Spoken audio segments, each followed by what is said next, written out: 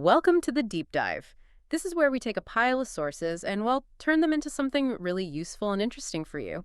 Today, we're heading into modern China, looking at it through the eyes of a generation that grew up during this period of just massive, massive change. It's quite a journey we're taking. It really is. Our main source is Alec Ash's book, Wish Lanterns, Young Lives in New China. And it's not just like a broad overview, right? No, not at all. It digs deep into the lives of 6 specific young people, all born, between 85 and 90? Yeah, exactly. And we follow their stories from childhood, right up into their late 20s. So it gives this incredibly personal look at a country just transforming itself. A real window. That's the idea. So our mission here is to pull out the really key insights, the nuggets of knowledge from their experiences.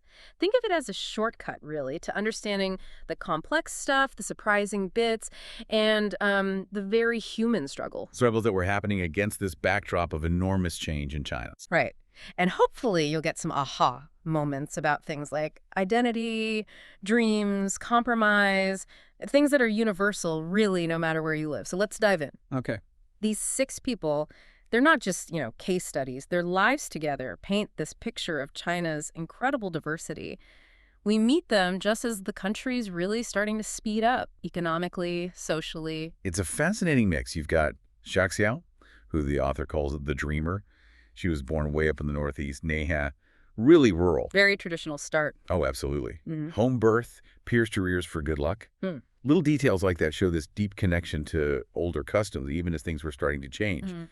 And her parents, they managed to have a second child, a son. Even with the one-child policy, they just waited until her dad left his state job, his Danwei. Ah, clever. Sort of work in the system. Exactly. Shows how people adapted. And her childhood, Mhm. pampered by grandparents, sleeping on a kang, one of those heated brick beds, insulated with old newspapers. Newspapers talking about Deng Xiaoping, funnily enough. Wow, that's quite an image. Old traditions and new politics side by side. Precisely. Then you pivot completely to Dahai, the netizen. His childhood couldn't be more different. Right, the military compound kid Yeah. near Beijing. Yeah.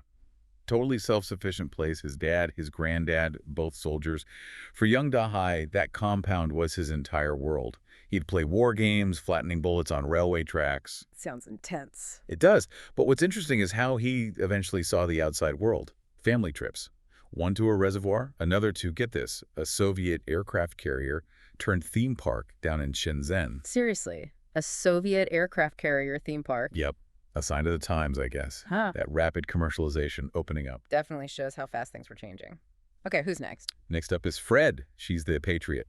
Daughter of a party official down in Hainan, China's sort of Caribbean. So, a privileged background. Privileged, yeah, but also quite rigid academically. Very bright, reading the Chinese classics. Mm, But also, interestingly, Western thinkers like Adam Smith, John Stuart Mill. that's quite a mix. It is.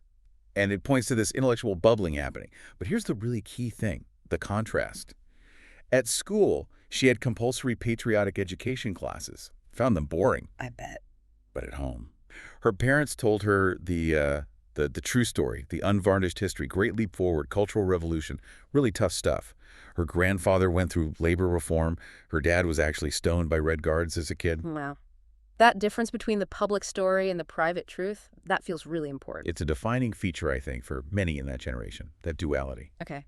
And from that world, we go to Snail, the country boy. Right. A very different starting point again. Rural Anhui. He is a left-behind child. His dad was a migrant worker sending money back home. You hear that story a lot. Yeah, it's a common narrative. But you also see these strong family bonds. Yeah. His cousins all share the same character, the tree ideogram in their names, simple village life well pump, chickens, pigs, Mm-hmm. ancestral graves right there in the fields, very rooted. And the name is Snail. He chose that English name himself. Said it was because he carried its home with it wherever it went. Wow. That's quite poignant, isn't it? Leaving home but always carrying it. Perfectly captures that feeling, I think. That mix of wanting to move on but staying connected. Okay, 2 more. Lucifer. Lucifer, the aspiring superstar from Hebei province, a place he called a backwater's backwater. Totally bored. Sounds like he needed an escape. And he found one. Through music.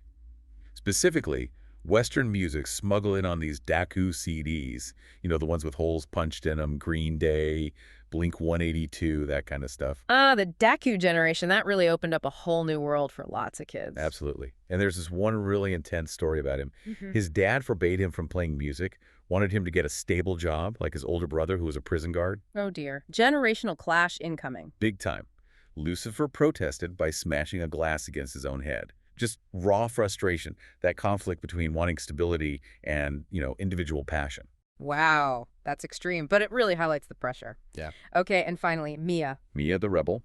She's from Yumki in Xinjiang, a real melting pot of ethnicities out west. Different vibe altogether out there. Yeah, the sun sets super late. She identifies as post-90s and net native, grew up soaked in global influences, and her rebellion, it was against Chinese beauty standards. How so? Well, the ideal was often very pale skin, the fox spirit look. Mia went the other way. Tan skin, tattoos, inspired by fashion magazines she devoured. Interesting. So using her appearance as a statement. Totally. It's about carving out your own identity, using self-expression in a society that was modernizing fast, but still, often pushed conformity. Right. Okay, so these 6 very different starting points, but you mentioned a common thread: education. Yes, the Gaokao. China's college entrance exam. The Oh. pressure is just legendary. Basically felt like it decided your entire future, university, job, They everything. do that in their stories. Definitely. Snail studied, like 14 hours a day. Grueling. Fred, the official's daughter, got a near-perfect score. But Lucifer, he just scraped by, enough for vocational school. Huge range of outcomes. The system wanted everyone the same, like chopsticks, as the book says. Exactly. But as we saw, they weren't all the same. They had their own interests. Dahai reading stuff outside the curriculum, Lucifer with his music, Mia with fashion. And the internet played a big role here too, didn't it? As an escape, maybe. Oh, absolutely. It became this huge parallel world. Millions became citizens of the net, and they developed this whole other language online. Just slang, yeah, to get around censorship. Right, using homophones like Oh. grass mud horse, which sounds like a common swear word, or river crab, which sounds like harmonized, the official term for censorship. It's clever, a kind of subtle resistance. And Dahai really believed in that. Reposting is power. He did. He saw it as a way, maybe the only way sometimes, to call out corrupt officials or abuses of power. A small way to push back when real-world protest wasn't really an option. Gives people a voice, even a limited one. But there was a dark side to online life, too. Dixon. Yeah, we see it really starkly with Snail. Yeah. He got seriously addicted to World of Warcraft. 10 hours a day. His longest stretch was 60 hours straight. 60 hours. His parents had to physically drag him out of the internet cafe to face sunlight, as the book puts it. It was that bad. And that led to those controversial detox camps. Exactly. Okay. Just private boot camps. Military discipline, stories of physical treatment, even some reported deaths. The author's description is chilling. They seem to bore patients into mental health. Just grim. Shows the real anxieties around this new digital world. For sure. And another fascinating thing is how young people started categorizing themselves, creating these labels, these tribes. Right, like the rat tribe and the ant tribe. Yeah. Rat tribe were people living in tiny basement rooms in big cities. Ant tribe were recent grads in anonymous, crowded conditions. And then there was Daosi, literally penis hair, but it basically means loser. But people, especially young men with maybe no money, no car, no flat, they started embracing it, almost self-deprecatingly, like a badge of honor in a way. Huh. So finding identity even in struggle. It shows them grappling with their place, in this society that was changing so incredibly fast, creating huge opportunities, but also massive inequality. Which leads us into adulthood. Love, marriage, jobs, the next set of pressures. Huge pressures, especially marriage. For women, the term shengnu, or leftover women, became common. Leftover women, that sounds harsh. It is. And it was even used by the official Women's Federation for educated, successful women who hadn't married by their late 20s.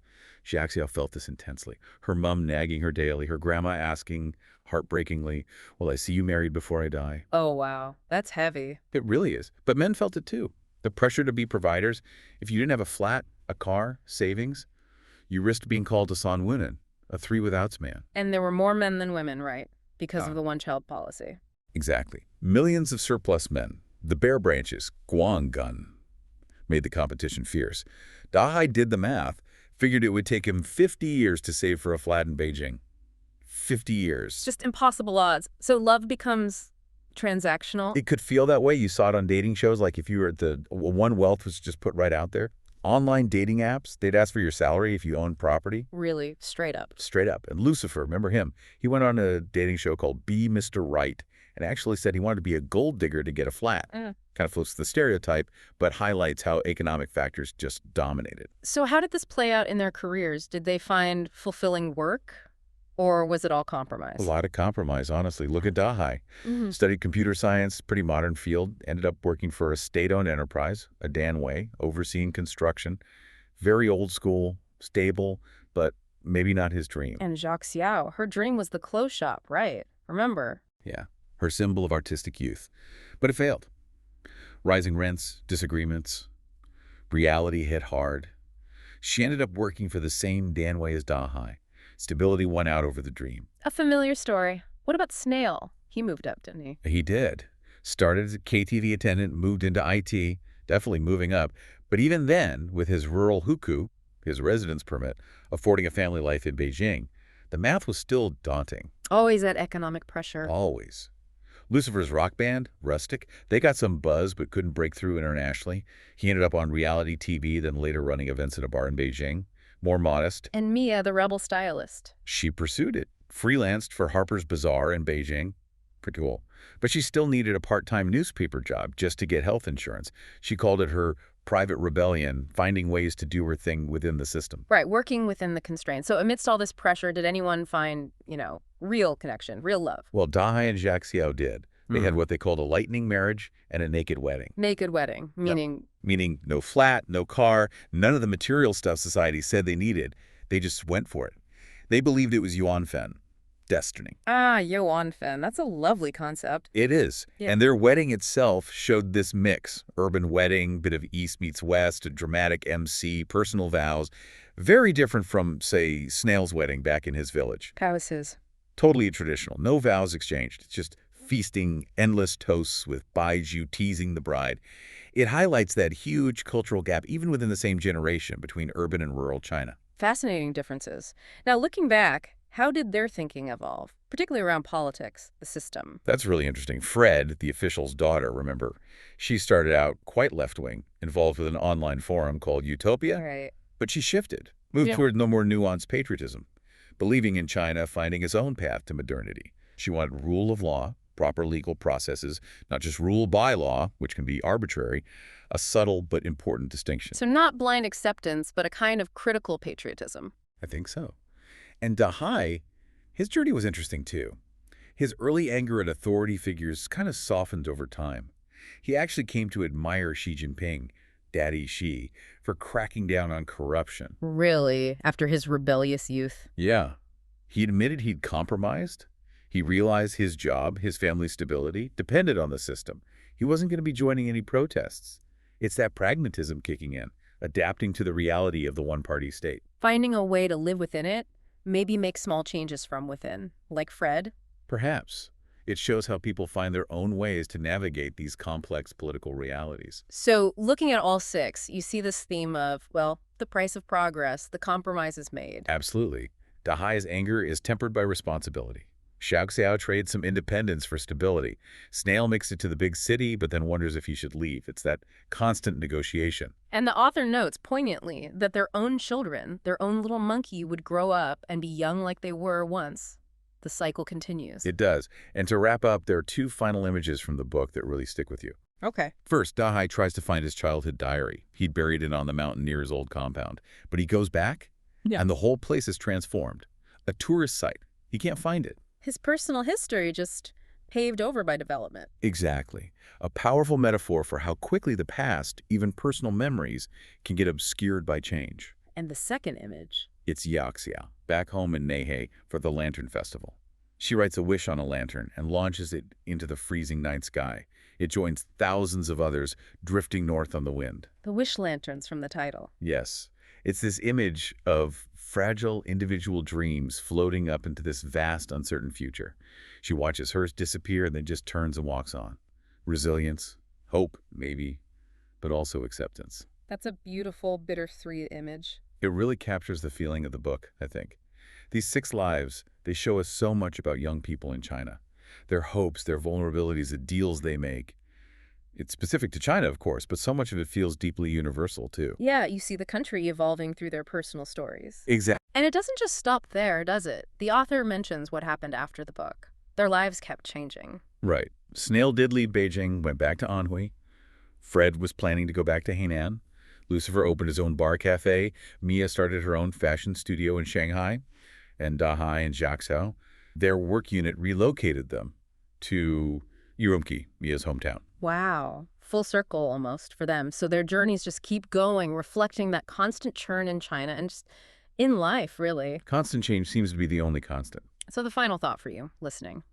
What does it mean that these lives continue to shift and adapt? Does anything particular stand out to you from their paths? How do their choices about dreams, work, family, and compromise maybe resonate with your own life wherever you are? Something to think about.